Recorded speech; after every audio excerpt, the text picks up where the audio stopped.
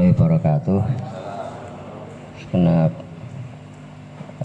Bapak sekalian, khususnya Yai Hamid, Yai Soleh dan lainnya, saya tidak akan menambah. Tadi saya kira yang disampaikan oleh Yai Hamid dan Yai Soleh itu sudah cukup. Memang dalam keputusan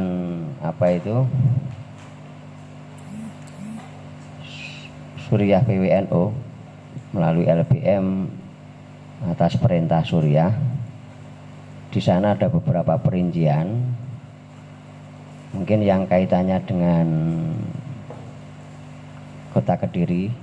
Di sana poin ke-7 bahwa untuk daerah tertentu yang pemerintahnya melarang kepada semua rakyatnya untuk pengendalian corona, di sana misalnya maka wajib dipatuhi dengan takbir, dibuyah dan lain sebagainya.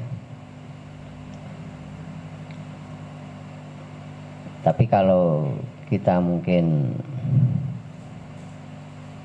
yang esensi dari larangan itu kan yang penting pokoknya tidak terjadi kumpul-kumpul.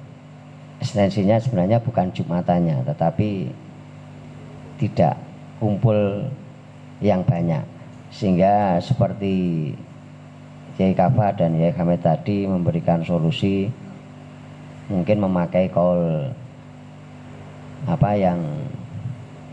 yang ringan. Dan kalau kaul itu juga tidak harus di masjid, jadi di rumah sendiri ya tidak apa-apa.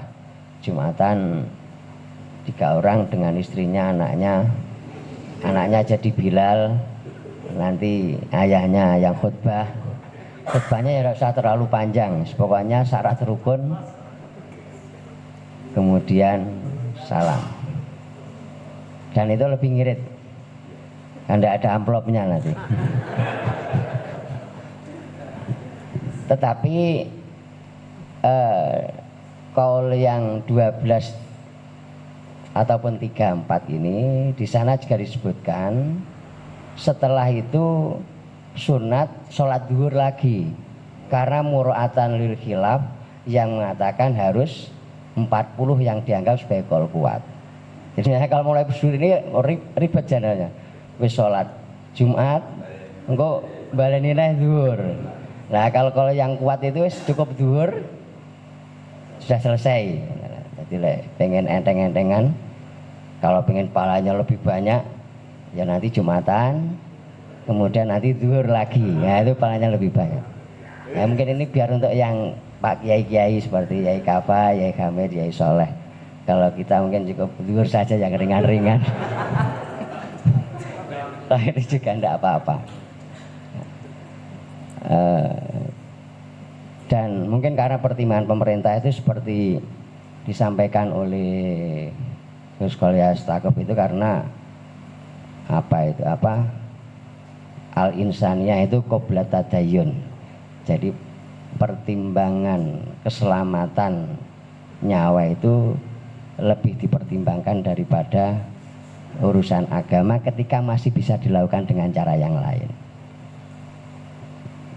Nah, sehingga itu mungkin pertimbangan pemerintah sebelum nanti keadaan sekarang saja sudah banyak yang panik. Kalau tidak segera diambil sikap seperti itu, kalau nanti yang terkena lebih banyak semakin panik lagi. Kalau sekarang mungkin yang panik masyarakat yang ke bawah menengah, bisa saja jadi yang kelas atas pun juga menjadi semakin panik kalau sudah semakin parah. Karena itu untuk menjaga agar tidak seperti itu, maka akhafuduraren lah gampangannya. Kalau dalam fikih memang ini 2 pilihan yang sama-sama tidak baik, yang sama-sama buruk, tetapi dipilih yang paling ringan. Kalau nanti masih dilegalkan seperti itu, khawatir nanti penyebarannya semakin banyak dan menjadi tambah semakin panik lagi. Wong masih 1 saja sudah panik, apalagi kalau sampai 10 tiap kecamatan ada, wis bingung, mesti tambah, bukan panik lagi. Nah, karena itu maka ada kebijakan seperti itu. Dan memang corona ini juga virusnya sendiri juga bisa menular lewat berbagai media, dan sampai sekarang belum ditemukan obat yang paling efisien untuk menyembuhkan itu. Sehingga prosedur-prosedur yang sudah ditetapkan oleh kedokteran pun belum menjamin itu sebenarnya, yaitu hanya baru 75%. Kenyataannya dokter-dokter yang ahli kesehatan dan sudah memakai prosedur kedokteran yang paling walaupun juga banyak sekali yang terkena, apalagi hanya sekedar pakai sabun dan lain sebagainya. Tapi itu sebenarnya sudah cukup kalau untuk ukuran bisa. Tapi kalau yang nanti sudah terpapar parah, ini ternyata dokter yang sudah pakai standar kedokteran pun masih ada yang terpapar oleh itu. Sehingga ini tidak sama dengan yang lainnya seperti TBC dan lain sebagainya lah. Kalau orang TBC salaman saja tidak apa-apa, rangkulan salaman haji mungkin juga apa. Tapi kalau ini bisa seperti itu, dan ini memang belum ditemukan obat yang mujarab, dianggap mujarab. Kalau penyakit lain TBC dan lainnya kan sudah ada obat-obat dan lain sebagainya, sehingga orang bisa aman. Cuman kalau orangnya kaya ya nanti bisa pakai obat yang lebih kualitasnya baik sehingga gampang sembuh.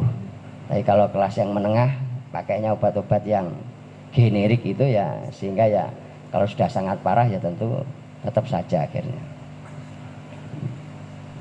Ya kualitas keuangan sangat menentukan. Tapi kalau dalam corona ini sing sugih melarat padha ae.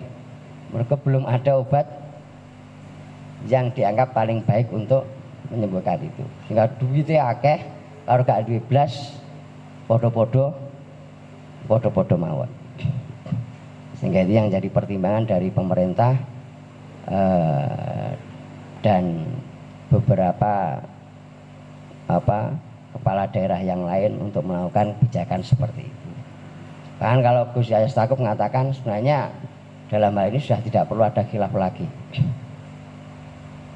Tapi wong jenenge kiai mesti panggah khilaf, gak iso gak khilaf. Mesti salah ngalor ya mesti ana sing ngidul. Nek gak ngono gak kiai. Jadi ya tetap saja. Kalau Gus kali menanggapinya ikhtilaful aimah rahmah, ini misalnya sudah bukan rahmat ini. Sudah tidak perlu ikhtilaf ini. Karena keselamatan nyawa harus lebih ditaskan. Tapi ya tetap tidak bisa. Ya Rio yo panggan duwe dalil ya. Kalau ada duwe dalil. Nah, demikian mungkin yang dapat saya sampaikan, ada kurang lebih yang maaf. Assalamualaikum warahmatullahi wabarakatuh.